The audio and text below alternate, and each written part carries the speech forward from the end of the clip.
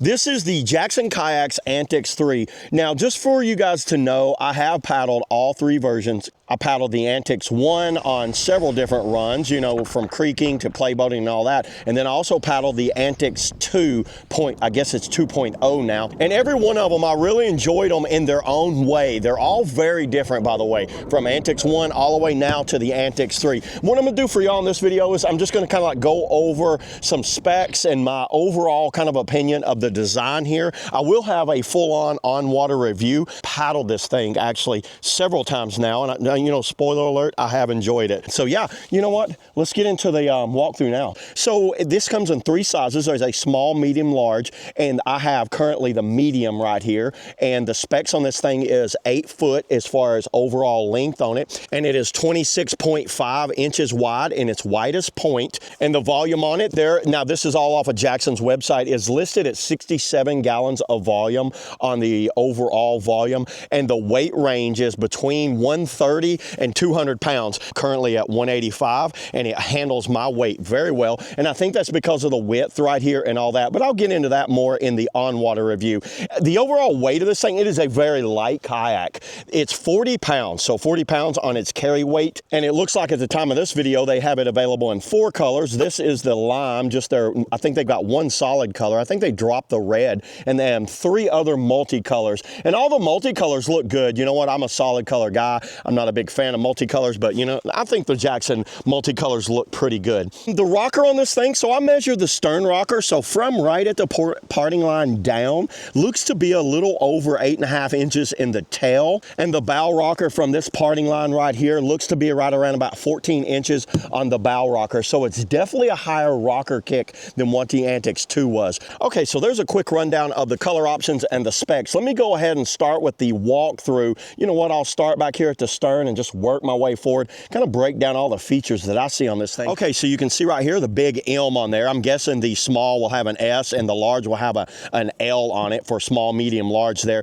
They did stay with this rubberized drain plug, and it does have a gasket on it. I don't see any issues with this. It is a molded end top drain plug. I've always thought Jackson had pretty solid handles. These are solid metal. The Antix 3 logo there, you know, they always do kind of the black and gray color on there, and it looks nice. You know what? Honestly, I wish manufacturer would kind of get away from using the same names over and over. It's a little confusing, but you know what? I get it. If you want to stick with the name, I'd rather just call it a whole new boat, because technically it really is a whole new boat over the Antix 2. Big fan of these security bars. It's a place to latch down. It is a different style of wrench, not just a little Phillips head, so it looks to be an Allen key right there. Those are in the inserts, and they're pretty strong. Big, deep cutout. You know what? You can run straps through there. You can clip on and lock it up and things like that. So I'm a big fan of these right here. There's actually 2. There's one in the bow, one back here. Molded in wall holder. This is a deep wall holder. It's at a slight angle there, and it's just a little more like security for holding that wall in. They do screw it in right here, but this just helps the wall from falling side to side. And there is a volume hump back here. Y'all see that volume hump? I don't know how well you can see it in the camera, but see that big volume hump right there? And then it slopes down. I'll go over more of the shape here in a minute. Let's just keep on walking through. So Jackson's outfitting, I've always liked their outfitting. I thought it was one of the better ones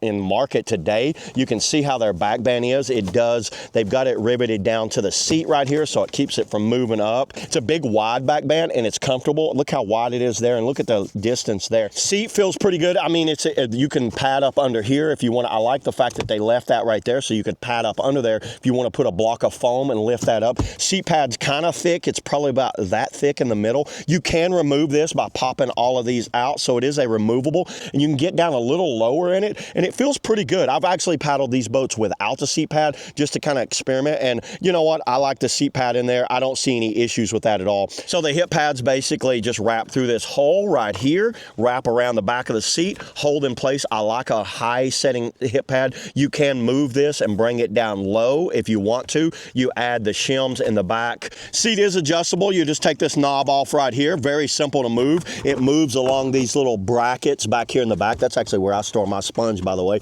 These little brackets hold the seat in, and it just moves along that. Super easy. Always been one of the easiest seats to adjust out there on the market. I ran it forward, I ran it back, but I seem to keep coming back right to the middle, and it works just fine for me. I don't see any issues with these slipping. A lot of people might tie knots in it right there to kind of stop it a little bit, but they give you enough cord right here. So if anything, if you need to, you can move this and kind of adjust this if you need to. And if you ever break it, you know what? It's easy to replace this cord on the side of the river. You see the bulkhead down there? You can adjust that. You can take that piece of foam off and get behind there. It's 2 plastic plates that come off. It seems to work just fine. If you need to trim it, for me, I didn't have to do anything to it. I just pulled the cord right here. I know a lot of you guys have probably already seen me go over the Jackson outfitting, but I always like to see if they changed a few things. And so far, from what I can tell, the quality seems a little better on the 3, but I can't tell if they changed it. You guys comment below if they've changed anything, because to me, it all kind of looks the same. I don't see anything different on it. Thigh braces are these bee's knees. It was padded out right here, and this was an aftermarket. Now this comes standard. This is one of the fastest adjustable thigh braces probably in the world. All you do is move this, and surprisingly, this works very well. It's a kind of like a little bump right there, and it's Velcroed on, and once you get it locked into place, I think it works great. My knees lock right up into there. And yet, one of the questions I got a lot on this thing is the knee height on this. So the knee height is better. Your knees go up in this pocket right here, and I didn't see any problems with it at all. I think they lock in well, and I was paddling it all day long. I paddled it all weekend long, and I didn't have any problems with my knees hurting or it's too low. It is still not as high as some boats, but it's definitely an improvement over the 2. It's higher than the 2 is. Okay, so let me show you the shape of this bow. So one thing that I noticed what they've done on the 3 over the 2 is the width here. This is a lot wider coming out. I like these deck lines too. The deck styling looks really good on this. And then back here in the stern is also some deck lines running down. So it looks good. And looking back here at the shape of the tail, let me get on this side right here. Look at the shape of this tail. So it's very thin going out right there, and then it gets wide right here. Now that was very good for balancing. I really like getting this thing on the tail and balancing in a stern stall. It worked really well. If you look at that, there is a volume hump right there. I'm a big fan of volume hump. That was kind of on the Antix too, but I think it's improved on this because of the width. The back width right here is wider, so this thing seems to lock in a lot better on its stern stalls and holds it very cleanly. Actually, look at the width going all the way up. It looks like the taper doesn't start to right here. It's actually the same width from about right here to about right here. So the width is a very like middle planing surface. You're actually where you're sitting, and this thing spins very well on its release, and it spins. It's very flat and planing. They did some different rails on this too. Actually, let's go ahead, let's roll this thing over. Let me go over the hull for y'all, and I'll do a quick kind of breakdown of what I think of these new rails on this thing, their rocker kick and their width on it.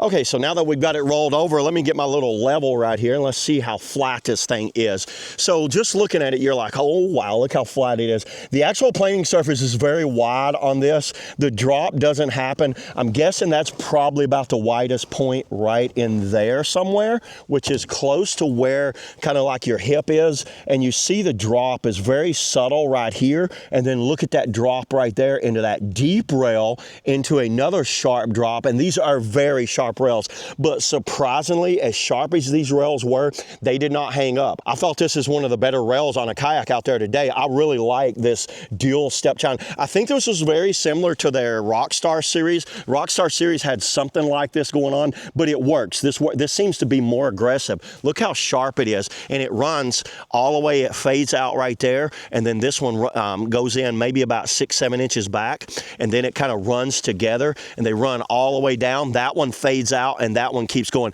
And for a half slice kayak like this, it released so clean, and it was very smooth on its river run. It was easy to get around the river with this. They did a really good job on these rails. This bow was nice and flat up here. It's easy to throw that bow around. It hits and takes off. Has a little bit of a deflection right here on the water when it comes out, but the bow hits. It never subbed on me. I did some creaking in it. I did a lot of surfing. I played around on it. This bow was so easy to keep up and up over things. To me, it did everything that they stated it would do. It was super simple to release. You could pull up on blunts. You could flat spin it like nobody. For it to be an 8-foot boat, I was very impressed on how easy I was sitting there able to spin it. And the front surf was very clean, and you could drop an edge and move back and forth on the wave very fast. surface with no issues on that. So you can see where the rocker kind of starts right here. It starts about right there and it starts going down, and you see where the rocker kind of kicks right here. So it's not a hard kick rocker, it's more of like a progressive rocker that drops down. Very smooth. Now, it's got a little lower stern rocker, so it's gonna be a little faster and a little easier to initiate on its like tail spins. Even though it's 26.5 inches wide, it doesn't paddle, especially for a medium. That's pretty impressive. I think the large is gonna be close to like 27. I'm curious how that's gonna paddle, because you're actually only width in the waters right here to here.